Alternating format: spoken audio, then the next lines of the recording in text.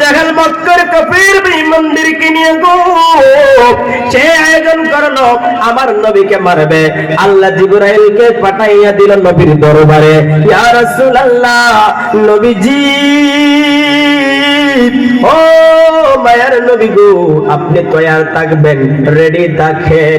কিছুদিনের ভিতরে আপনার মায়ের দেশ, আপনার বাবার দেশ, এই মক্কা নগরী ছেড়ে নবী গো আপনাকে মদিনায় হিজরত করতে হবে, মদিনায় যেতে হবে।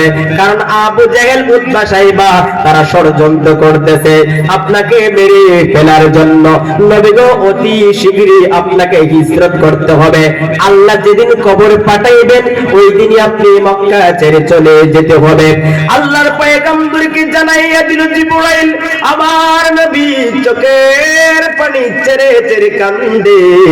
আবু বকর সিদ্দিক বলে, ইয়া রাসূলুল্লাহ, ইয়া হাবিবাল্লাহ, নবী গো, ও মায়ার নবীজি, আপনি কি জন্য এইভাবে চোখের পানি ছেড়ে ছেড়ে কান্দেন?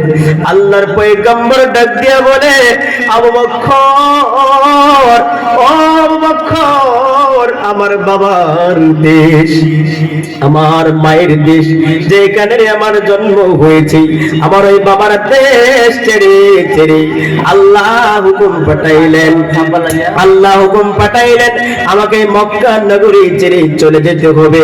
আবু বকর রে, শুনো শুনো, আমি নবী মক্কা ছেড়ে রে মদিনায় হিজরত করব। এই কথা শোনার সঙ্গে সঙ্গে সিদ্দিক আকবর চোখের পানি ছেড়ে দিয়ে কাঁদতে লাগলো। আল্লাহর নবী ডাক দিয়া বলে, আবু বকর, আমি নবী কান্দি, আমার বাবার দেশ, আমার মায়ের দেশ ছেড়ে চলে যেতে হবে রে, কিন্তু তুমি কেন চোখের পানি ছেড়ে ছেড়ে কান্দো? আবু বকর বলে, নবী গো, ও মায়ার নবীজি, ইয়া রাসূলুল্লাহ, আপনি যদি মক্কা ছাড়িয়া মদিনায় হিজরত করেন নবী গো, আমি আবু বকর একা হয়ে যাব। আপনাকে একটা নজর না দেখলে কলেজাটা পাইটা যায়। ইয়া রাসূলুল্লাহ, আপনাকে ছাড়া এই মক্কা নগরীতে আমি একা একা কেমন করে থাকবো? আমার নবী ডাক দিয়া বলে, আবু বকর, তুমি কি জানো না আমি নবী যেই জায়গায় যাব ওই জায়গায় তুমি আবু বকর যাবে। আল্লাহর জান্নাতে আমার নাম, ওইখানে রয়েছে তোমার নাম। আরে আবু বকর, শুনো শুনো, আমি একা একা যাব না। যেই দিন আমি আমার মায়ের দেশ, বাবার দেশ ছেড়ে চলে যাব রে, ওই দিন তুমি সিদ্দিক আকবর হবে আমার সাথে। জোরে জোরে কন্যা আল্লাহু আকবার। আল্লাহ, ও যুবক ভাইরা, আমার মুরব্বি বাবারা, আল্লাহর পয়গম্বর আবু বকরকে ডাক দিয়ে বলি, আবু বকর রে, আমি যেদিন আমার বাবার দেশ, আমার মায়ের দেশ ছেড়ে মক্কা ছেড়ে মদিনায় চলে যাব রে, ওই দিন তুমি সিদ্দিক আকবর আমার সাথী হবে, তুমি আমার হিজরতের সাথী হবে। সিদ্দিক আকবর ওই দিন থেকে রাতটা যখন হয়ে যায়, দেখেন নবীর মহব্বত, নবীর কেমন প্রেমিক ছিল আবু বকর সিদ্দিক। আল্লাহর পয়গম্বর যেদিন থেকে বলে দিলেন, রে আবু বকর, আমার বাবার দেশ, আমার মায়ের দেশ মক্কা ছেড়ে মদিনায় হিজরত করব, কিন্তু কোন সময় হিজরত করবেন, কখন হিজরত করবেন, কোন মাসে হিজরত করবেন, কোন দিন হিজরত করবেন, এই কথাটা আমার নবী জানায় দেয় নাই। ওই দিন থেকে সিদ্দিক আকবর রাত যখন হয়ে যায়, রাতের বেলায় ঘরের দরজার পাশে যাইয়া কান্টা দরজার মধ্যে লাগাইয়া দাঁড়াইয়া থাকে, কখন জানি রে আল্লাহর পয়গম্বর মুহাম্মদ সাল্লাল্লাহু আলাইহি ওয়াসাল্লাম আয়েশা বলবেন, আবু বকর, আমি আবু বকর নবীর এক ডাকের সঙ্গে সঙ্গে যেন ঘরের দরজাটা খুলে দিতে পারি। এই বাবা বকর একদিন নয়, দুদিন নয়, দীর্ঘ 6টা মাস ঘরের দরজার মধ্যে কান্টা লাগাইয়া দাঁড়াইয়া থাকে। দীর্ঘ 6 মাস পরে আল্লাহ পাক রব্বুল আলামিন যেদিন আমার নবীকে মক্কা ছেড়ে চলে যেতে বলবেন। ওই রাত্রে যেদিন আমার নবী চলে যাবেন, ওই রাতে আবু জাহেল আমার নবীর হুজরার পাশে নবীকে মারার জন্য, নবীকে দুনিয়া থেকে চিরদিনের জন্য বিদায় করে দেওয়ার জন্য একজন নয়, দুজন নয়, 109 জওয়ান যুবক তরবারি দিয়া আমার নবীর হুজরার পাশে পাঠাইয়া দিল। আজকে মুহাম্মদকে দুনিয়ার জমিন থেকে বিদায় করে দিতে হবে, আজকে মুহাম্মদকে দুনিয়ার জমিন থেকে শেষ করে দিতে হবে। জুরি জুরি গুন্না নাউজুবিল্লাহ।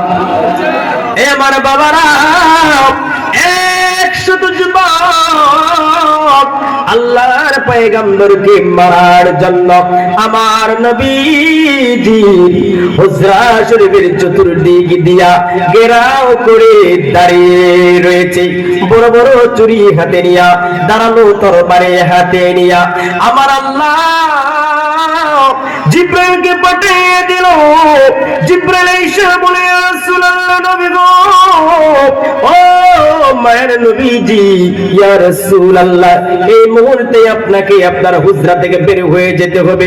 নবী গো, কিন্তু সাবধান, একটু গভীর মনোযোগ দিয়ে শুনেন।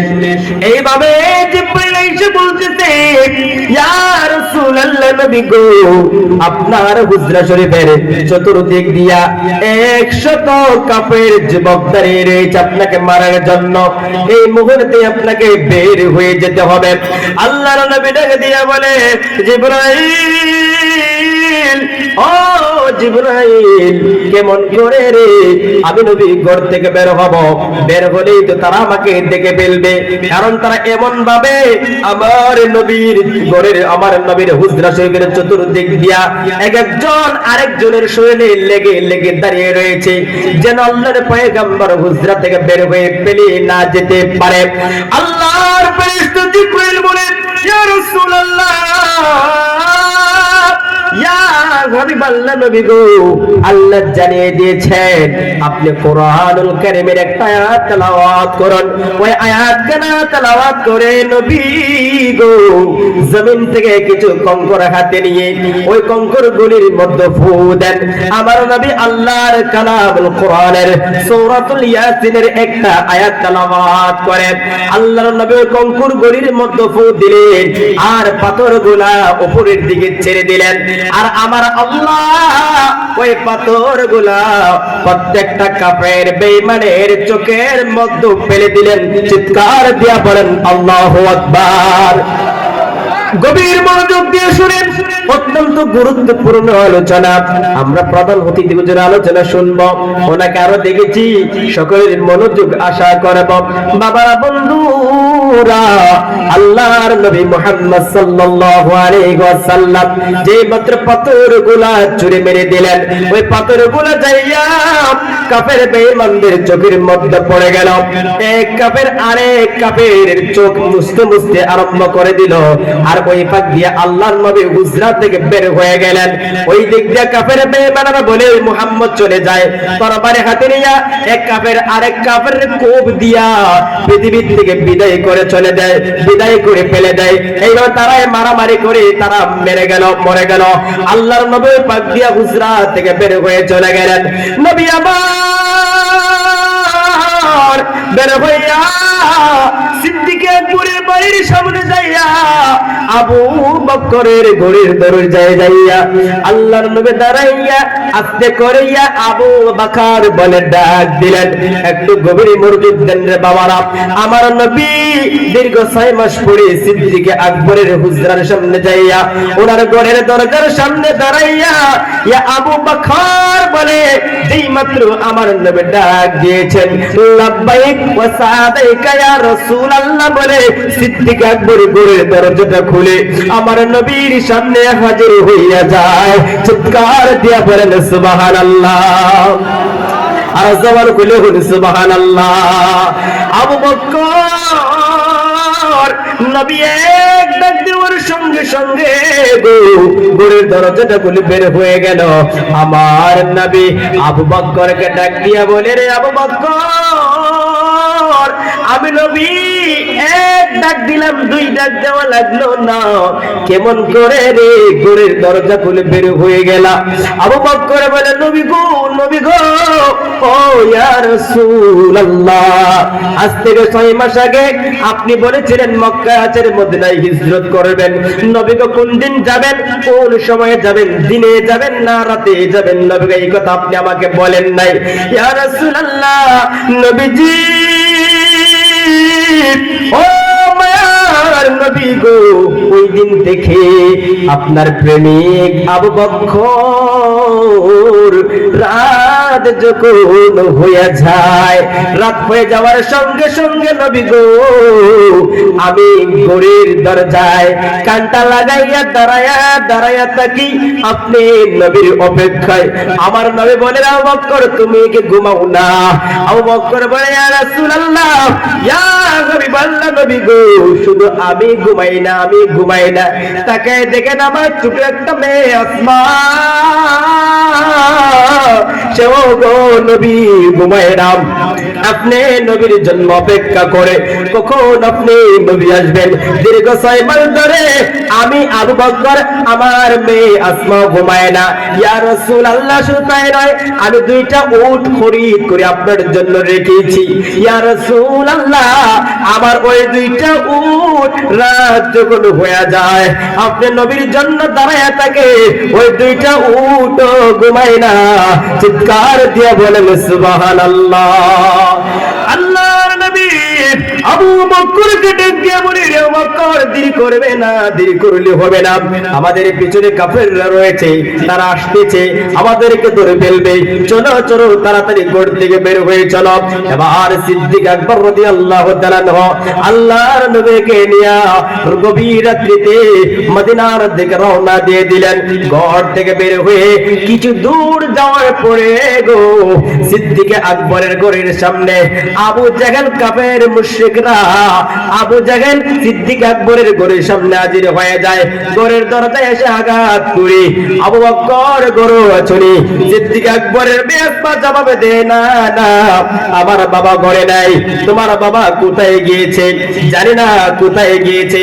এই আসমা ঘরের দরজা খোলো, মিথ্যা কথা বলিও না। যে মাত্র না ছোট বাচ্চা মেয়ে ঘরের দরজাটা খুললো, দেখে ঘরের ভিতরে আবু বকর নাই, ঘরের ভিতরে নবী হয় নাই, নবী চলে গিয়েছে। ওই আবু জাহেল ডাক দিয়ে বলি, আসমা বলো বলো, তোমার বাবা কোন দিক দিয়ে গিয়েছে? আসমা বলে, আমি বলতে পারবো না কোন দিক দিয়ে গিয়েছে।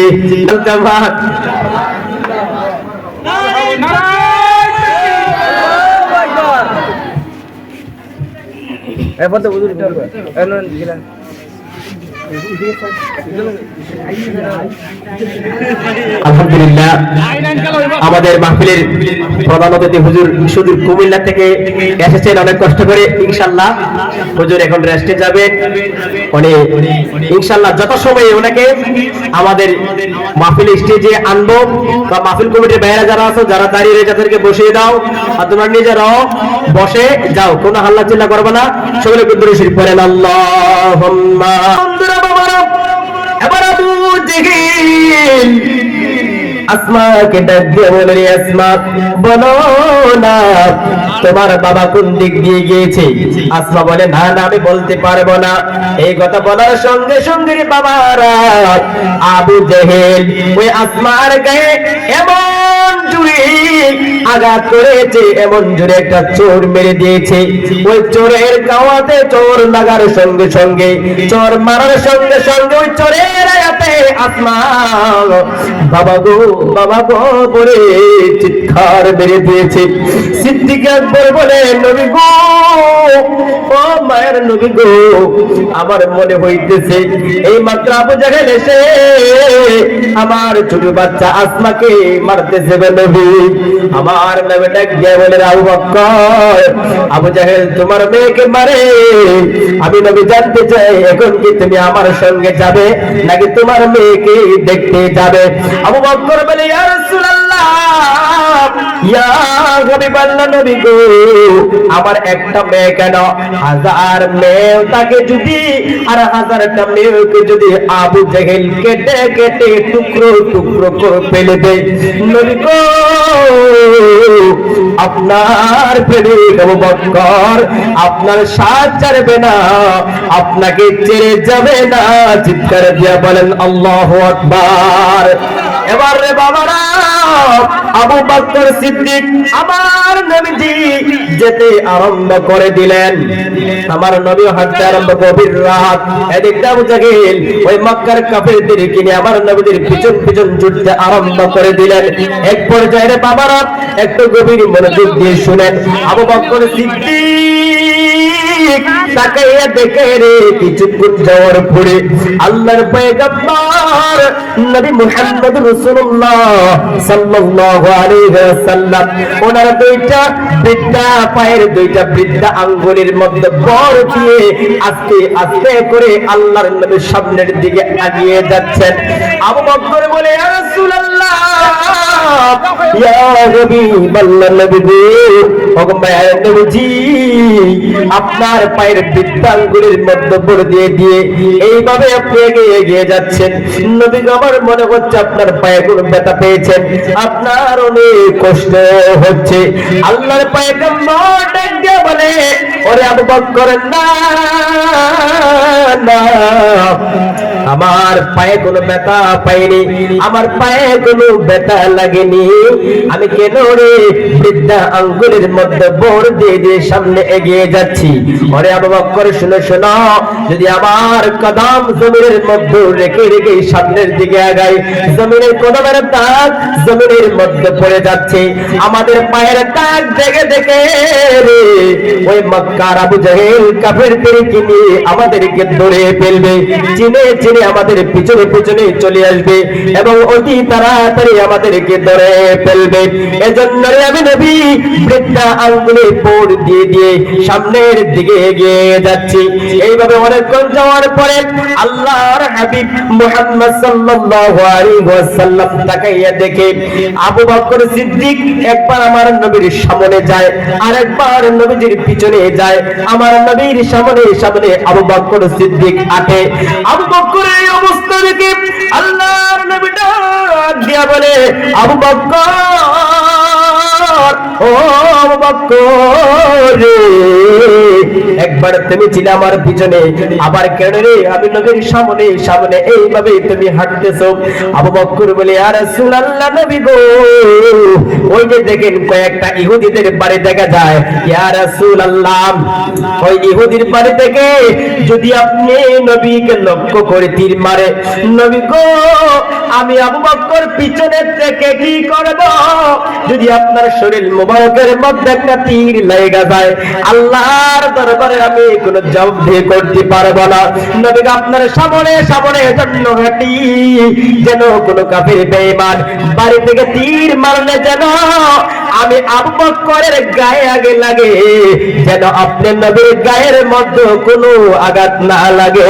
চিৎকার দিয়ে বলেন আল্লাহু আকবার। আল্লাহর নবী এইভাবে আবু বকরকে নিয়ে সামনে যেতে যেতে কিছুক্ষণ যাওয়ার পরে আমার নবী বলেন, রে আবু বকর, আমার আর হাঁটতে ভালো লাগতেছে না, আমার অনেক কষ্ট হচ্ছে। সিদ্দিক আকবর এবার আল্লাহর নবী মুহাম্মদ সাল্লাল্লাহু আলাইহি ওয়াসাল্লামকে ওনার কাঁধ মুবারকের মধ্যে উঠাইলেন। আল্লাহু আকবার বলেন। দেখেন নবীর প্রেম কেমন রে বাবা। সিদ্দিক আকবর যে আবু বকর নবীর প্রেমে ওনার গোটা জিন্দেগি ধন সম্পদ যা কিছু আছে সব কিছু আল্লাহর রাস্তায় বিলীন করে দিয়েছেন। মদিনায় হিজরতের পথে আবু বকর সিদ্দিক আমার নবীকে কাঁধ মুবারকের মধ্যে নিয়ে আবু বকর সামনে হেঁটে হেঁটে যাচ্ছেন। অনেক কোন হেঁটে চলে গেলেন আল্লাহর নবী আবু বকরকে ডাক দিয়ে বলে, আবু বকর, এই তো অনেকক্ষণ জায়গায় এসেছো, তোমার কি কোনো কষ্ট হয়েছে? তোমার কি কোনো ভারী ওজন লাগতেছে? আল্লাহর নবী যখন এই কথা বলে দিল, সিদ্দিক আকবর বলে, ইয়া রাসূলুল্লাহ, ইয়া হাবিবাল্লাহ, নবী গো, এতক্ষণ জায়গা আপনাকে আমার কাঁধের মধ্যে নিয়ে এসেছি, আমার কোনো ওজনই মনে হয় না, কারণ নবী গো, আপনি তো নূর, আপনি নূর, আর নূরের কোনো ওজন হয় না।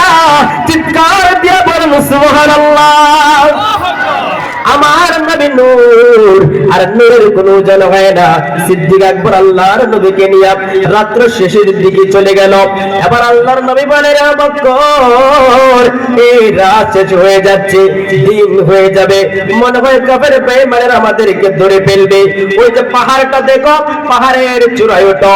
পাহাড়ের চূড়ায় উঠে ওইখানে একটা গর্ত ছিল, ওই গর্তের ভিতরে গায়ের সুর, ওইখানের মধ্যে আল্লাহর হাবিব আরাম নেবেন। আবু বকর দেখতেছেন ওই গর্তের চতুর্দিক দিয়ে অনেক ময়লা আবর্জনা গাছ-গাছরা রয়েছে। সিদ্দিক আকবর বলে, ইয়া রাসূলুল্লাহ, ইয়া হাবিবাল্লাহ, নবী, আপনি এখানে একটু বসেন, আমি গর্তটা পরিষ্কার করি। এবার সিদ্দিক আকবর ওই গর্তটা পরিষ্কার করলেন, গর্তের ভিতরে ঢুকলেন। গর্তের ভিতরে ওই গাড়ের সুরের ভিতরে অনেকগুলা ছোট ছোট গর্ত রয়েছে। নিজের জামা চিরে, নিজের গায়ের পোশাক চিরে ওই গর্তের মুখগুলা বন্ধ করে দিলেন। আল্লাহর নবীকে বললেন, ইয়া রাসূলুল্লাহ, ইয়া হাবিবাল্লাহ, এবার আপনি আসেন। আমার নবী গেলেন। সিদ্দিক আকবর একটা গর্তের মুখ কাটতে পারলেন না, একটা পা দিয়ে ওই গর্তের মুখটা বন্ধ করে দিলেন। আর ওনার হৃদয়ের মধ্যে আল্লাহর নবী মুহাম্মদ সাল্লাল্লাহু আলাইহি ওয়াসাল্লামের মাথা মুবারক দিয়ে আমার নবী একটু আরামের মধ্যে চলে গেলেন।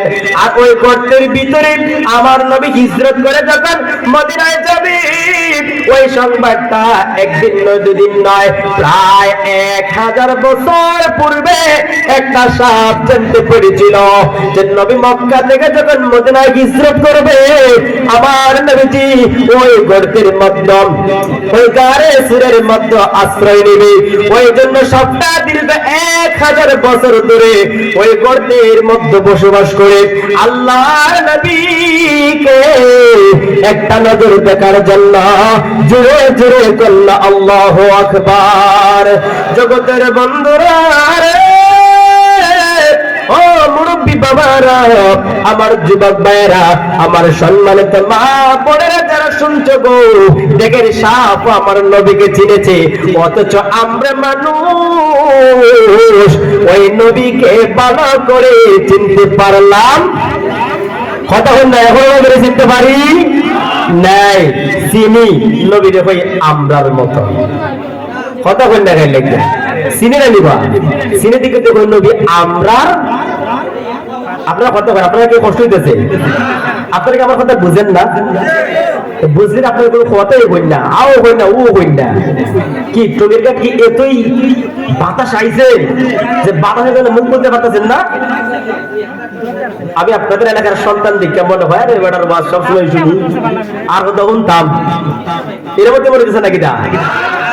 একটু কথা আও হই হই, তাহলে বুঝবো যে আপনারা বুবা না, যে কথা কইতে জানেন।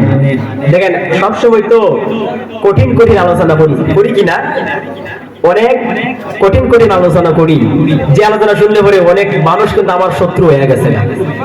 এখন তো নবীর শান বর্ণনা করতেছি, এরপরে কিন্তু আপনারা কষ্ট হইতেছে। একটু কথাবার্তা কইুন, দুরূদ শরীফ পড়েন, আল্লাহুম্মা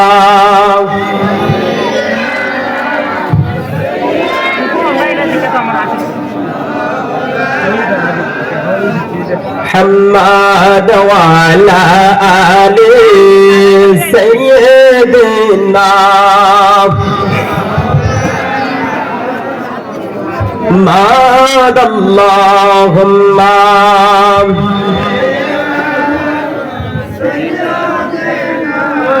مولانا محمد وعلى آله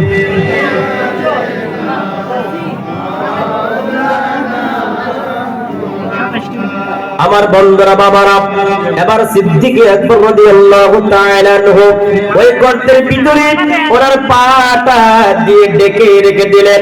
আর ওই সাপ নবীকে দেখার জন্য ওই গর্তের ভিতরে আশ্রয় নিয়েছে। আবু বকর যখন ওই সাপ তার মাথা দিয়ে আবু বকর সিদ্দিকের পায়ের মধ্যে ধাক্কা দেয়, সিদ্দিক আকবর পা সরায় না। এক পর্যায়ে সাপ আবু বকর সিদ্দিক রাদিয়াল্লাহু রাদিয়াল্লাহু তাআলা আনহুর পায়ের মধ্যে কামড় দিয়েছে। বিষ আবু বকর সিদ্দিক রাদিয়াল্লাহু তাআলা আনহুর শরীরের মধ্যে প্রবেশ করে ফেলেছে। সারাটা শরীর বিশাল যন্ত্রণায় কালো হয়ে গিয়েছে। সিদ্দিক আকবর অস্থির হয়ে গিয়েছেন। এই দিক দিয়ে আমার নবী ওনার উরুদের মধ্যে আরামের মধ্যে রয়েছেন। আবু বকর নবীকে ডাক দিতে সাহস পায় না। নবীর যদি ঘুমটা ভেঙে যায়, আরামটা ভেঙে যায়, তাহলে নবীর সঙ্গে বেয়াদবি হয়ে যাবে। এই চিন্তায় সিদ্দিক আকবর আল্লাহর নবীকে জাগায় না। কিন্তু আমার বাবারা, সিদ্দিক আকবর অজান্তে ওনার গাল বেয়ে দুই ফোঁটা চোখের পানি আমার নবীজির নুরানি বদন মোবারকের মধ্যে, চেহারা মোবারকের মধ্যে পড়ে গেল। যে মাত্র আমার নবীজির চেহারা মোবারকের মধ্যে সিদ্দিক আকবরের চোখের পানি পড়ে যায়, আমার নবীজির আরামটা ভেঙে যায়, ঘুমটা ভেঙে গেল। আমার নবী তাকাইয়া দেখে গো, সিদ্দিক আকবরের সারাটা শরীর কালো হয়ে গিয়েছে। আল্লাহর নবী ডাক দিয়া বলে, আবু বকর, ও আবু বকর, তোমার চেহারাটা এইভাবে কালো হয়ে গেল কেন? আর তুমি কি জন্য চোখের পানি ছেড়ে ছেড়ে কান্দো? আবু বকর বলে, ইয়া রাসূলুল্লাহ, ইয়া হাবিবাল্লাহ, নবী গো, মনে হয় এই গর্তের ভিতরে কোন বিচ্ছু রয়েছে, সাপ রয়েছে, যে সাপ আমাকে দংশন করেছে, কামড় দিয়েছে, যার বিষের কারণে আমার সারাটা শরীর কালো হয়ে গিয়েছে। আবার আল্লাহর নবী সিদ্দিক আকবরের কোন জায়গার মধ্যে যেখানে সাপ কামড় দিয়েছে, ওই সাপের কামড়ের জায়গায় আল্লাহর নবী নুরানি তুত মুবারক লাগিয়ে দিলেন। লাগানোর সঙ্গে সঙ্গে সিদ্দিক আকবরের সাপের বিষ, শরীরের সাপের বিষ ভালো হয়ে যায়। চিৎকার দিয়ে বলেন সুবহানাল্লাহ। আর জবান খুলে বলেন সুবহানাল্লাহ। আমরা সাপে কামড় দিলে বাঁচবনি, কিন্তু দেখেন আল্লাহর হাবিব মুহাম্মদ সাল্লাল্লাহু আলাইহি ওয়াসাল্লাম সিদ্দিক আকবরের কত জায়গায় ওনার তুত মুবারক লাগিয়ে দিলেন, ওই বিষ পানি হয়ে গেল। এবার আল্লাহর নবী অনেক লম্বা ঘটনা, ওইখানে 3 দিন অবস্থান করেছেন। 3 দিন থাকার পরে সন্ধ্যা বেলা, রাতের বেলায় ঘরতে থেকে, ওই শহর গড় থেকে, ওই শহর গুহা থেকে আল্লাহর পয়গম্বর মুহাম্মদ সাল্লাল্লাহু আলাইহি ওয়াসাল্লাম সিদ্দিক আকবরকে নিয়ে আবার মদিনার দিকে যাত্রা শুরু করে দিলেন। ওই জামানায় কোনো গাড়ি ছিল না, গাড়ি ঘোড়ার রাস্তা ছিল না, হেঁটে হেঁটে মানুষেরা মক্কা থেকে মদিনায় যেত, অনেক দূরত্বের রাস্তা।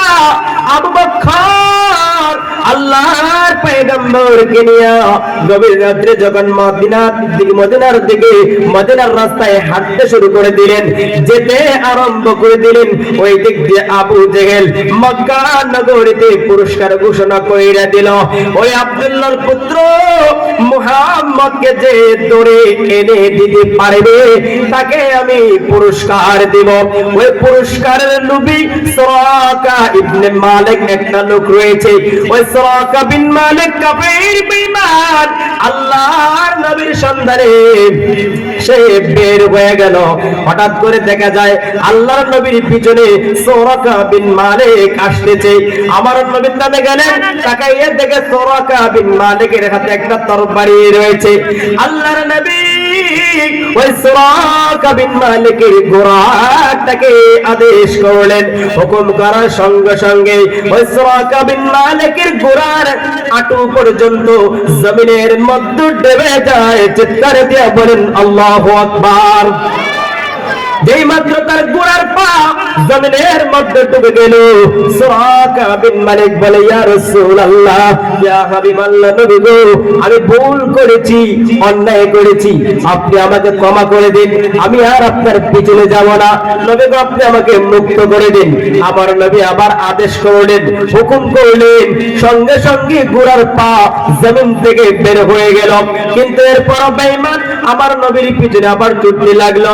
আমার নবী এইভাবে 3 বার সুরাকা বিন বিন মালিকের গোড়ার পাশ জমিনের মধ্যে ডাবিয়েছেন। তিনবারের পরে সে তওবা করে আমার নবীর কাছ থেকে ফিরে সে মক্কায় চলে গেল।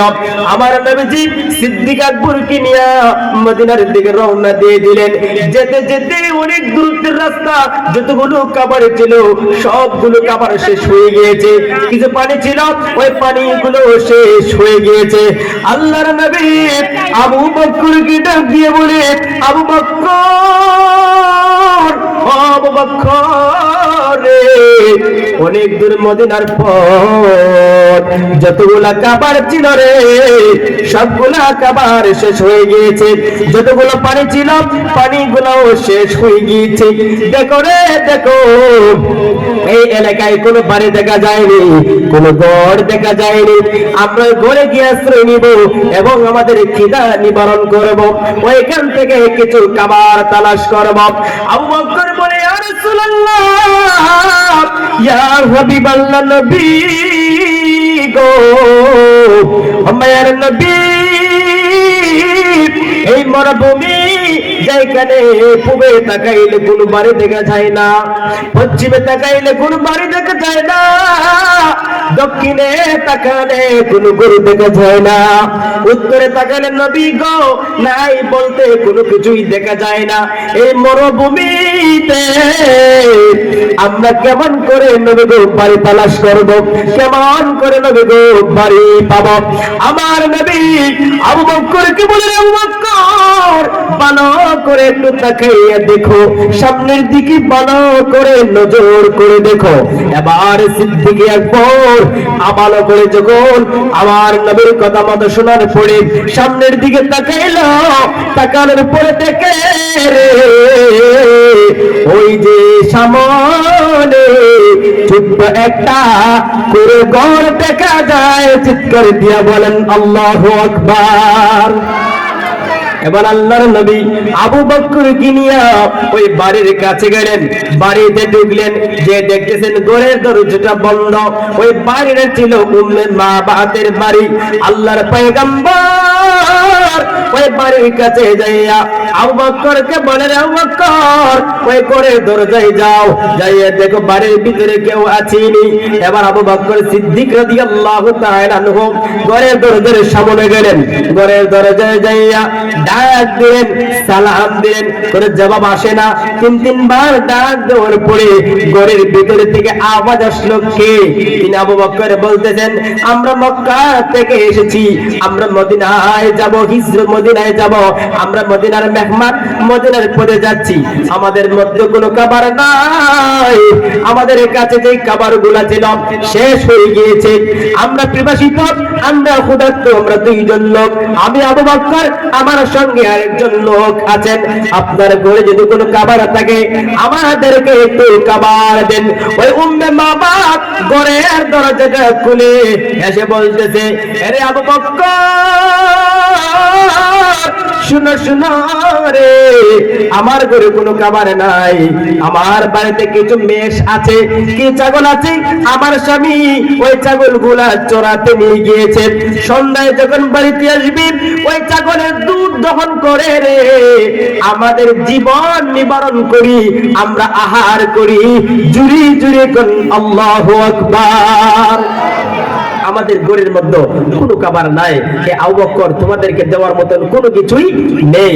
আল্লাহর হাবিব মুহাম্মদ সাল্লাল্লাহু আলাইহি ওয়াসাল্লাম সিদ্দিক আকবরকে বললেন, হে আবু বকর, দেখো রে ওই মহিলার বাড়ির কোনায় ছোট্ট একটা ছাগল দেখা যায়, বলো ওই মহিলাকে ওই ছাগলটা আমাদেরকে দেওয়ার জন্য।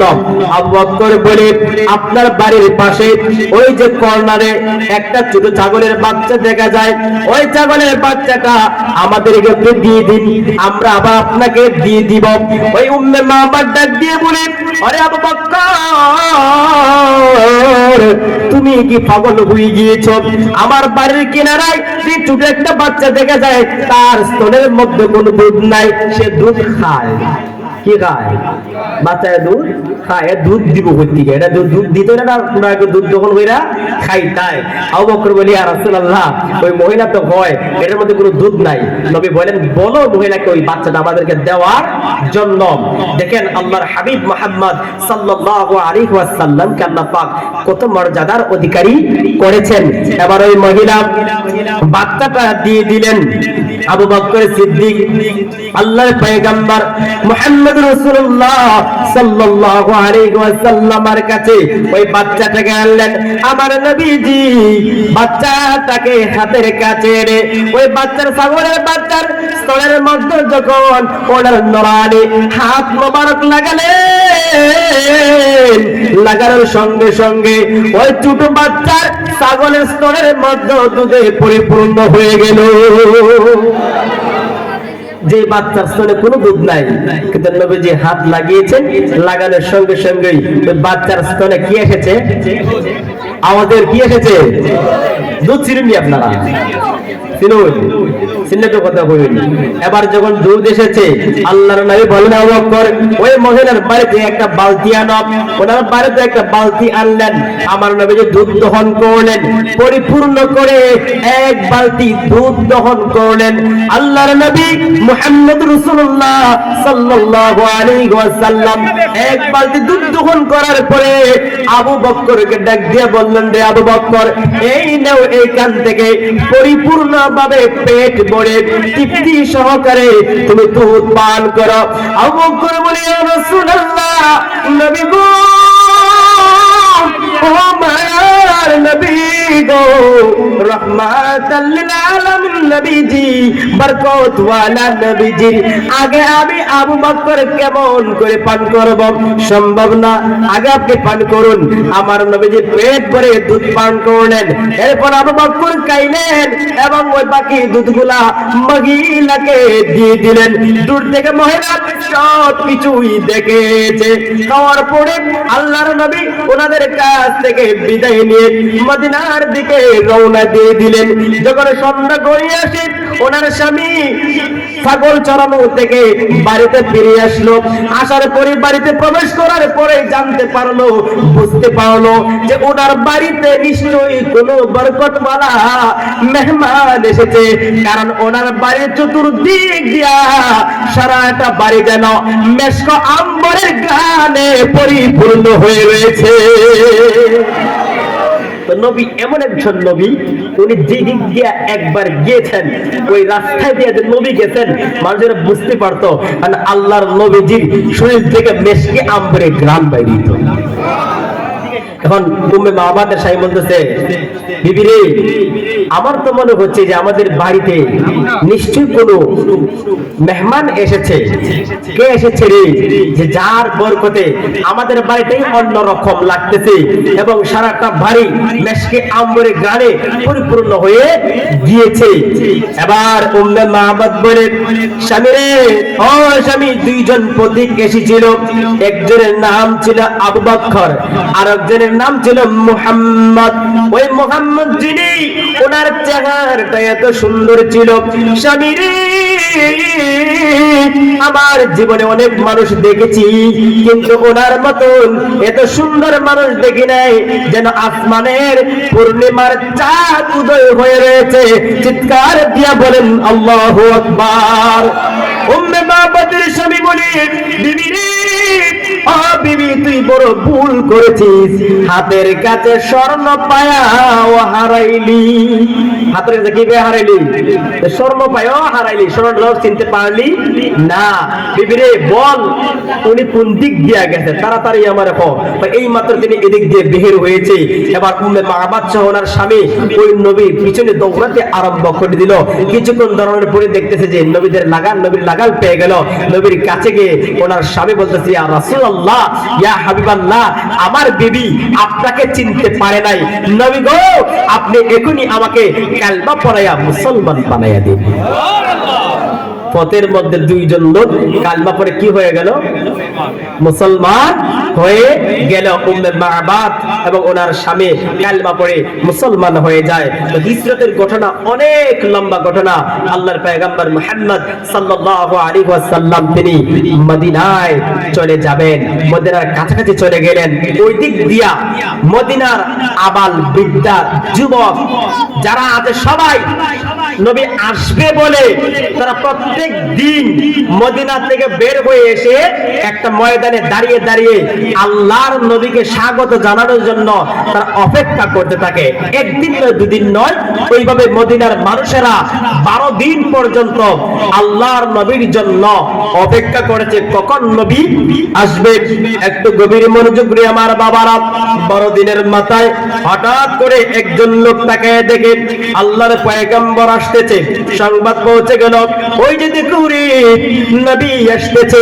নবীর কথাটা শোনা মাত্রই ওই মদিনার বৃদ্ধ যুবক আবালেরা মনের মধ্যে এমন খুশি জেগে গেল নবীকে স্বাগত জানানোর জন্য। তারা সকলেই বলতেছে ইয়া মুহাম্মাদু ইয়া রাসূলুল্লাহ, ইয়া মুহাম্মাদু ইয়া রাসূলুল্লাহ, চিৎকার দিয়ে বলেন সুবহানাল্লাহ। আজকে দেখেন আল্লাহর হাবিব মুহাম্মদ সাল্লাল্লাহু আলাইহি ওয়াসাল্লাম মক্কা থেকে হিজরত করে যখন মদিনায় গিয়েছেন, ওই মদিনার মানুষেরা আল্লাহর নবীর আগমনে ইয়া রাসূলুল্লাহ শব্দ বলে ব্যবহার করেছে, ইয়া রাসূলুল্লাহ বলেছে, ইয়া মুহাম্মদ বলেছে, ইয়া রাসূলুল্লাহ বলেছে। কিন্তু আমাদের বাংলাদেশে বাংলার জমিনে এমন কিছু নামদারি মুসলমান আছে যারা বলে ইয়া রাসূলুল্লাহ বলা বেয়াদবি, ইয়া রাসূলুল্লাহ বলা যায় না। চিৎকার দিয়ে বলেন নাউযুবিল্লাহ। আমরা আকবার ইয়া রাসূলুল্লাহ জিন্দাবাদ জিন্দাবাদ। একটু মনোযোগ দিয়ে শুনেন, যখন বারো রবিউল আউয়াল আসে আল্লাহর প্রিয় হাবিব মুহাম্মদ সাল্লাল্লাহু আলাইহি ওয়াসাল্লামের আগমনে আমরা আনন্দ করি, জুলুস করি, নবীর আগমনে আনন্দ মিছিল করি, ইয়া রাসূলুল্লাহ বলি। নবীর আগমনে রাস্তায় বের হয়ে আমরা নাতে মুস্তাফা পড়ি, নাতে রাসূল পাঠ করি, কিন্তু ওইগুলা অনেক মানুষের সহ্য হয়। আপনারা জানেন ওই মানুষগুলি বলেছে বলে ইয়া রাসূলুল্লাহ বলে প্রান্ত সুহান, ইয়া রাসূলুল্লাহ বলা যায় না, ইয়া রাসূলুল্লাহ বলে নাকি এটা নবীর সঙ্গে বেয়াদবি হয়। আমি তাদেরকে বলতে চাই, হে আমার ভাইরা, যারা মদিনার মানুষেরা আল্লাহর নবীর আগমনে মুহাম্মাদু ইয়া রাসূলুল্লাহ, ইয়া মুহাম্মাদা, ইয়া রাসূলুল্লাহ বলেছে, তারা কি নবীর সঙ্গে বেয়াদবি করেছে? তারা কি নবীর সঙ্গে বেয়াদবি করেছে? ইয়া রাসূলুল্লাহ বলা, ইয়া মুহাম্মাদা বলা, এটা হচ্ছে মদিনার সাহাবীদের সুন্নাত, মদিনার সাহাবীদের সুন্নাত। কথা বলেন ঠিক কি না? আওয়াজ দিয়ে বলেন ঠিক কি না? মদিনার সাহাবীরা যখন ইয়া রাসূলুল্লাহ বলেছে, এজন্য আমরা মদিনার সাহাবীদের সুন্নাত পালন করি। আমরা নবীকে ইয়া রাসূলুল্লাহ বলে সম্বোধন।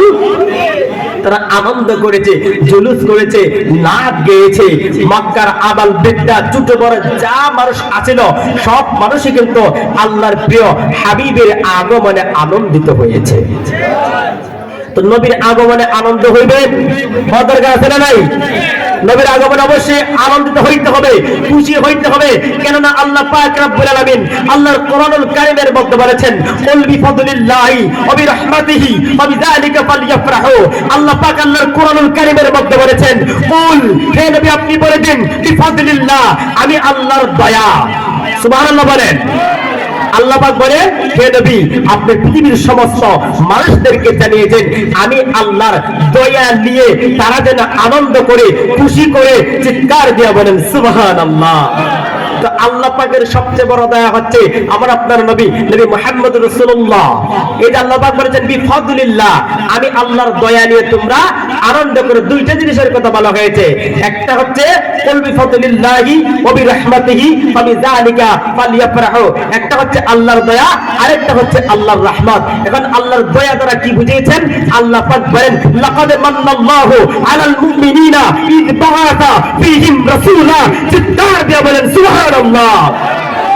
এই যে আল্লাহ পাক বললেন তোমরা আল্লাহর দয়া নিয়ে আনন্দ করো, খুশি উদযাপন করো। আল্লাহর দয়া কি? আল্লাহ বলে আমি আল্লাহর দয়া হচ্ছে, আল্লাহ পাক বলে না, আমি আল্লাহর দয়া হচ্ছে আমি আমার মুমিন বান্দাদের কাছে আমার প্রিয় রাসূল মুহাম্মদ সাল্লাল্লাহু আলাইহি ওয়াসাল্লামকে পাঠাইছি। জবান করে বলে সুবহানাল্লাহ। দুই নম্বর আল্লাহ পাক বলেছেন আল্লাহর রহমত, ওবি রাহমাতিহি, আল্লাহর রহমত নিয়ে তোমরা আনন্দ করো। ওগো আল্লাহ আপনার রহমতটা কি? আল্লাহ পাক বলেন ওয়ামা আরসালনাকা ইল্লা রাহমাতাল লিল আলামিন। আল্লাহ পাক বলেন আমি আল্লাহ যে রহমত নিয়ে তোমাদেরকে আনন্দ করার কথা বলেছি, আমি আল্লাহর রহমত নিয়ে তোমাদেরকে খুশি উদযাপন করার কথা বলেছি। কি আমার বান্দারা শুনে শোনো, আমি আল্লাহর রহমত হচ্ছে ওয়ামা আরসালনাকা ইল্লা রাহমাতাল লিল আলামিন।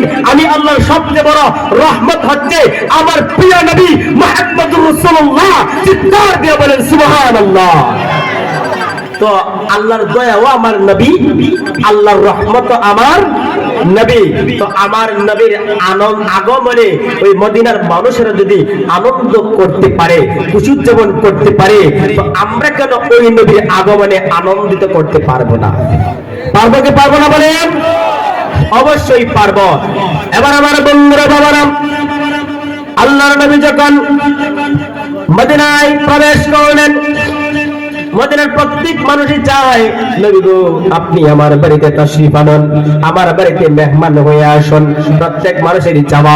নবী প্রত্যেক মানুষের বাড়িতে যাওয়া তো সম্ভব না। আজকে যদি একজনের বাড়িতে যায় আরেকজনের মনটা কষ্ট পেয়ে যাবে। আল্লাহর নবী বলে ও মদিনার মানুষেরা, ও মদিনার সাহাবীরা শুনো শুনো, আমি তোমাদের বাড়িতে যাব না।